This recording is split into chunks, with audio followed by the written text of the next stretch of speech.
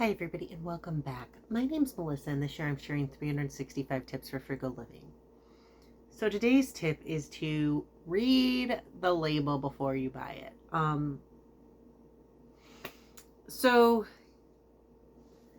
a few months ago, I don't know, I think it was January, it could have been February, I was at I think it was a Mexican, it could technically be Latin American grocery store. Because I know they have like some things that are like more Puerto Rican and some things that are more Mexican. And yeah, so we'll go with Latin American grocery store.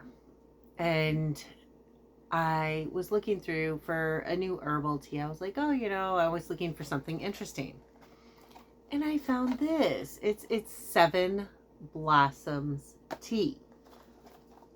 And it's supposed to help you sleep and everything. And so then I got home and I made it and I was like, oh, okay, and I'm thinking like, I frequently do like chamomile, lavender, really like the whole chamomile mint thing. Like this is the tea I normally do, chamomile and mint. It's what you see me drinking almost every video.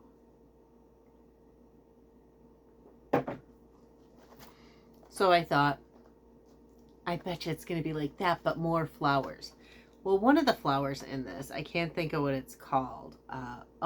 Valerian has sedative properties. And this one did not say it on the package, but apparently it can be very dangerous and have lots of drug interactions. So you shouldn't just take it without first talking to your doctor.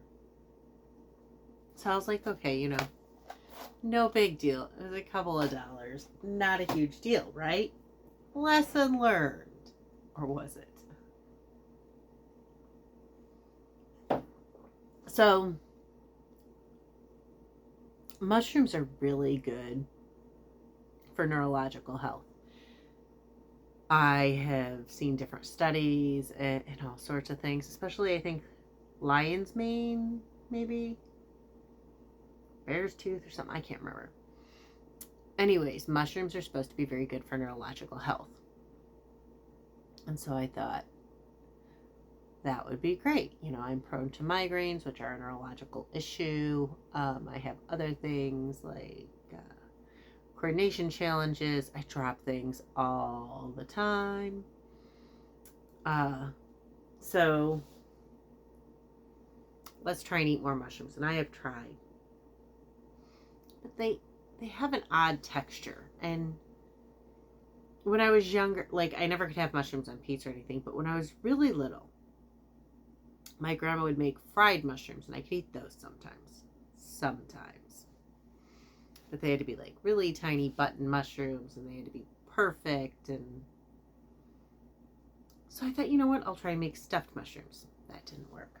So I happened to be at the store and I saw this.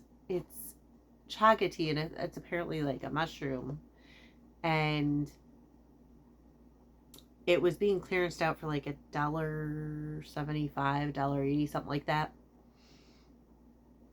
But it's this like really expensive tea. So I thought, oh, that's great. Maybe that'll be a way to get me to eat mushrooms. Like maybe I can put this in with like some mint tea, if nothing else, and like kind of cover it up. So this one on the side of the package says to, let's see if I can find where it says it. It says to, right there in the warning, consult with your doctor or medical professional if you have any health conditions, if you're taking any medication, if you're nursing, lactating, pregnant. And so even though it's less than $5, that's still not once, but twice that I have bought something without reading the label, just assuming it would be okay. And I know you have to be careful with herbal tea. That's like what kills me, is that I know. But it wasn't like the, what is it, yogi or whatever. The essential medicinals or traditional medicinals. It wasn't any of those. So I just thought it was like herbal tea, like more of like the flavor, like what I normally drink. And it wasn't. So now I have two choices. Throw them away. Well, I wouldn't throw them away. I would like, well, the valerian root one I have to throw away because it's open, but the other one I would donate. Or make an appointment with my doctor and see if I can drink it. I know I can't do the valerian one root, or valerian root one. I already researched that. However, apparently it really knocks you out. But I would have to give up all of my medications, and that doesn't sound like a good choice. So that tea is going bye-bye. And then the chaga tea, I will have to either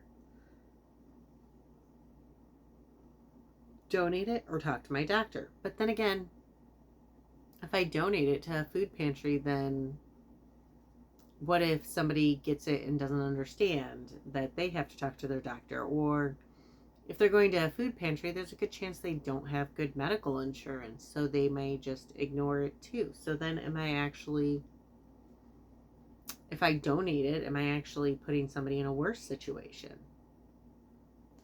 So if I had read the label more carefully, if I had brought my reading glasses, which I hate, absolutely hate, like I never wear them. I wear them so little that sometime, maybe last week, my kid's like, when did you get glasses? So yeah, so for me it was a waste of like $5-ish. But the thing is that if I paid full price for that tea, it was like $10, and there were like several of them.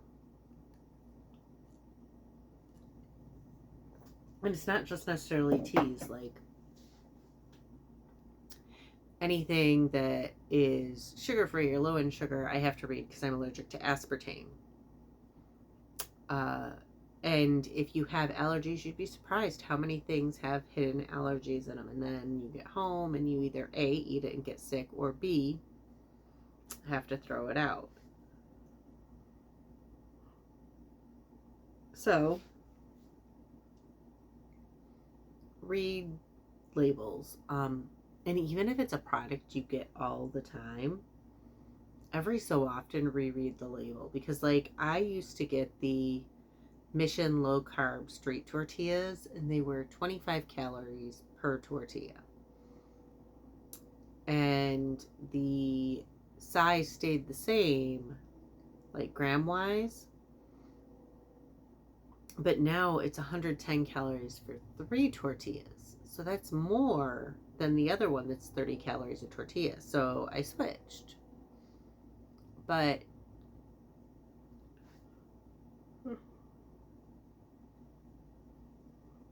clearly they did something to change their formula. And first I thought I was crazy, and so then I started searching for like other dates, and I found out no, they did change it.